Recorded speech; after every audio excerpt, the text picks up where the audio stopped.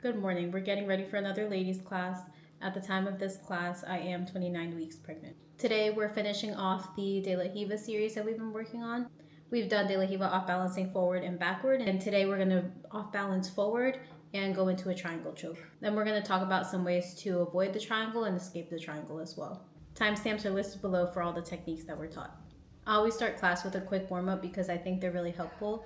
It helps us wake up in the morning, it helps gets us focused, and also helps us review fundamental movements like break falls and technical stand-ups and hip escapes. Have an ankle, you have your cross collar grip, you're pushing their leg out, getting their hands to the mat, you're on your side, De La Riva hook onto their hip, inside leg comes out, lift your hips up, close over their head, really focus on breaking their posture here.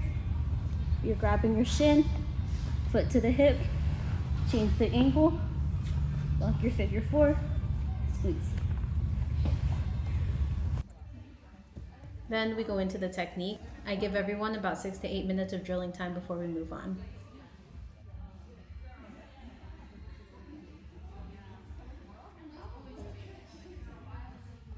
From here, when you're making your adjustments, again, you're not turning to the side. This is going to change the angle of the triangle and make it a lot easier for them to escape. So you're staying on your back, pivoting on the small of your back. You can underhook their arm or leg. Now to finish it, you want like the back of your knee to go over that top part of your foot. Keep your keep your feet flexed and really pinch everything together. So go ahead and posture up. When you're finishing the triangle, you want to make sure you're making this little triangle that your legs make as small as possible. So by flexing your feet, pinching your knees, and like crunching into it, that makes that tiny. Again, you're in your closed guard. If you have both arms in or both arms out, it's usually safer. This is going to give them the triangle. So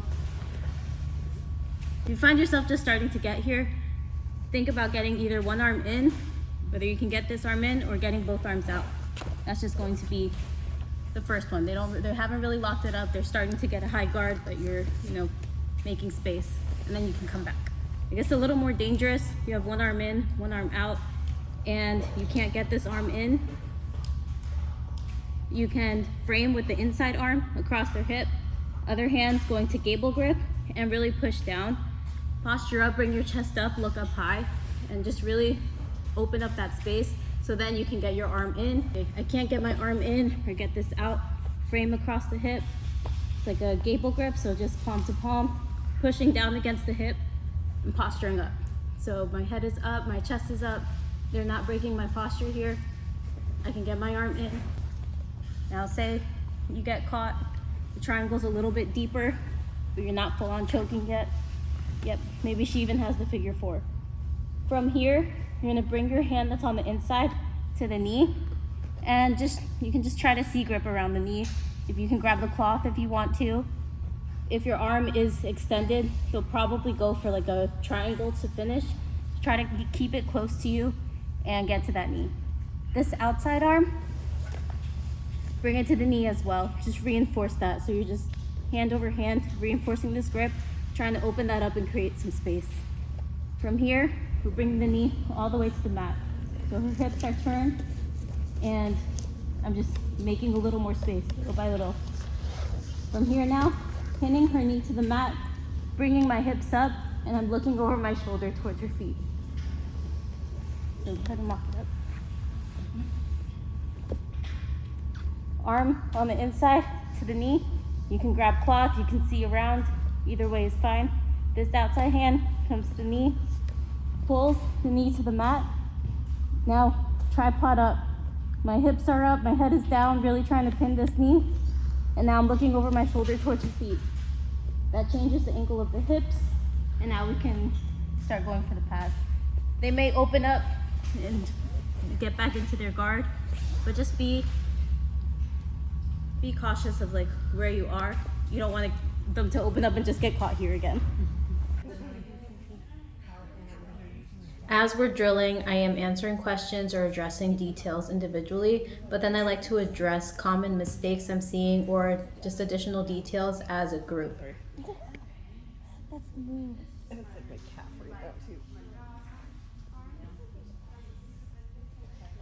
It just feels like. Just a few details to point out. Alright. So you're stuck in the triangle. You're trying this. Yeah, you're trying this triangle escape. Hand on the inside. You don't have to get it all the way to the inside. Just have like just some kind of frame here. Reinforce it with the outside hand and just open up that space. That already alleviates a little bit of the pressure there. Knee to the mat. When you lift your hips up, try to walk towards their back. If you walk the other way, it's not really going to help with the opening. This is kind of creating like a weird pressure in that bottom hip so that they're not able to hold it as well. So lifting your hips up, turning your head, looking towards the outside. From here, you want to be careful. You don't want to just fall over and like give up your back or something. So try to like push that leg down. You can start walking all the way across and come into side control. Lift your hands to the knees, all the way down, hips up, walk, and all the way across. What'll happen a lot here is they'll try to turtle. And if you've been doing women's class for a few months now, you'll recognize this position. You can just follow them. Because we have open mat after class, I do keep situational training to about 15 to 20 minutes at the end of class with 30 to 60-second rounds. We start in specific positions, like today it was starting from De La Hiva or almost caught in the triangle, and we work out of those positions, and we switch partners a lot. I think situational training is really important and very helpful because when we're rolling, we tend to go to what we're most comfortable with. But when we do situational training, it forces us outside of our comfort zone and puts us in positions that we may not work out of regularly. I think it's really cool to see how they start to implement what they've been learning and how they adjust it for themselves as well, because we're all so different.